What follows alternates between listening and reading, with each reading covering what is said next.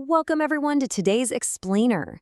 You know, we've all seen the Hollywood movies, but today we are setting aside the myths to analyze the chilling, documented narrative behind one of the world's most famous paranormal legends. We're going to break down the exact sequence of events directly from our source material to understand the Annabelle phenomenon. It's truly wild how a seemingly harmless object became the center of such a terrifying ordeal. So let's just jump right in and uncover the true story. To really grasp the psychological horror of this case, I want you to put yourself right in the shoes of our main subjects. Imagine you receive this innocent, antique gift, a simple doll. You place it on your bed, you go about your day, and when you return, it's not quite where you left it. Would you brush it off as just a trick of your memory? Or would you start to wonder if that doll was moving on its own? This is exactly the subtle, creeping dread where our timeline begins. Okay, let's ground this story in 1970. We're following a nursing student named Donna, who shared an apartment with her roommate, Angie.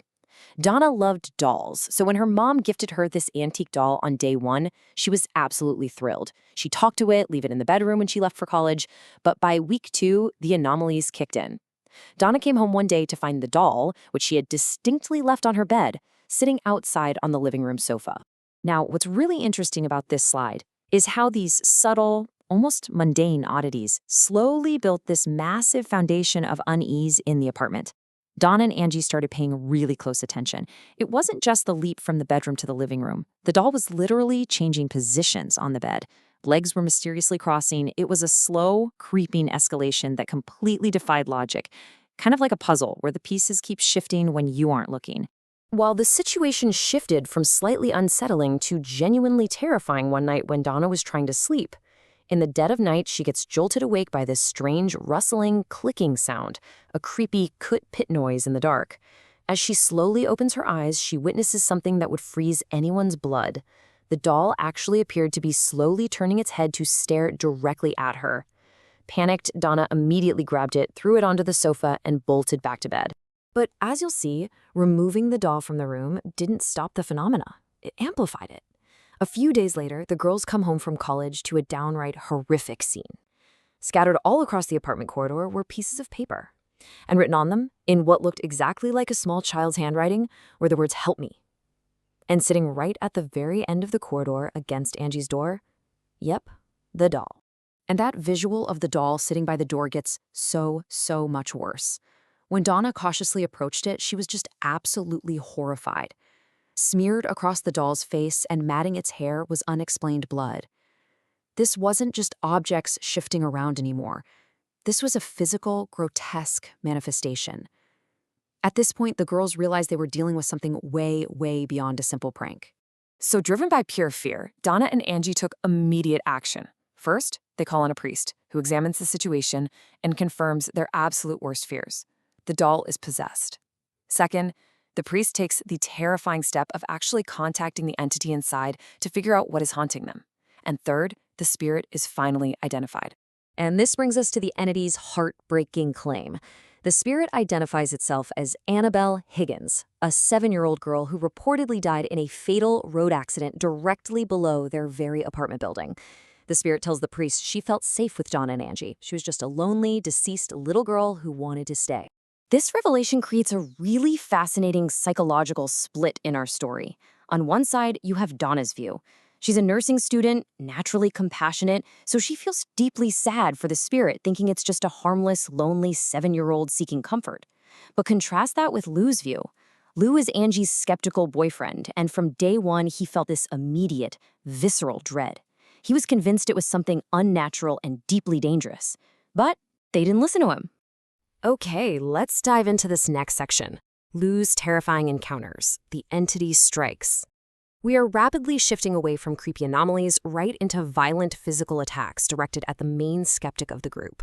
One night, Lou is sleeping over at the apartment, and he suddenly wakes up, but something is horribly wrong. He is completely paralyzed in bed. He can feel his surroundings, he's fully conscious, but he cannot move a single muscle in his body. Imagine the absolute panic setting in as he lies trapped in the pitch black. As he's lying there, completely immobilized and terrified, the silence is broken. He hears the eerie, unmistakable sound of a little girl's laughter echoing right there in the dark room. He forces his eyes to look down toward his feet, and no way. He sees the doll, just sitting there staring back at him. And the doll doesn't just sit there. In a horrifying escalation, it rapidly crawls up Lou's body, sits directly on his chest, and begins to viciously strangle him. Lou is choking. He is entirely unable to defend himself, and he actually completely blacks out from the sheer terror and lack of oxygen. I mean, what would you do? When Lou wakes up the next morning, the doll is back in its usual room, completely still.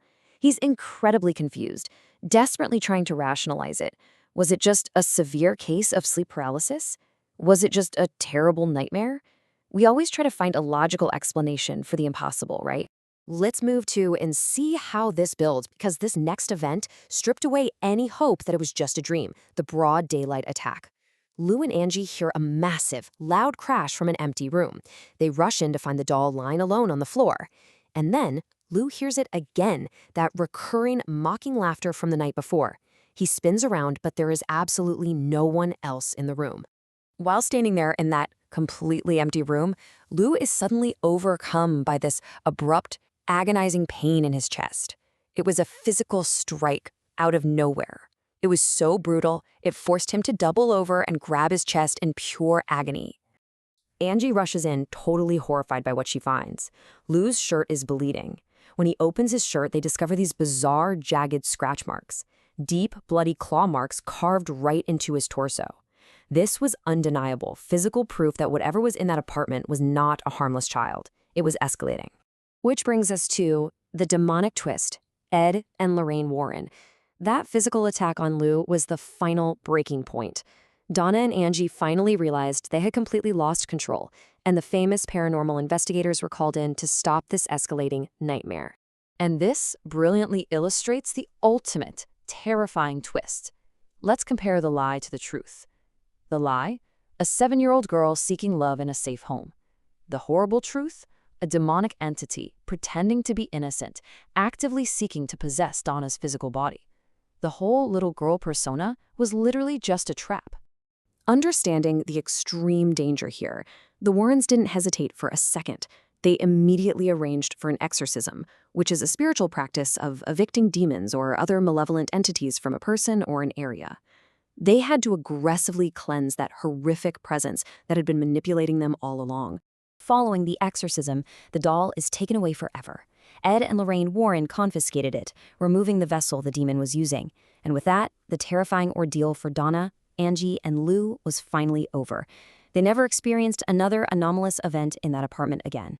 The story of Annabelle really stands as a stark reminder of how our own empathy can sometimes be used against us. We've traced the whole timeline, from a simple moved object to full-blown demonic manipulation. So, I'll leave you with this final, spine-chilling thought to ponder after today's explainer. The next time you look at an old toy in your room, are you absolutely sure it hasn't moved since you last looked? Thanks so much for joining me today, and keep asking questions.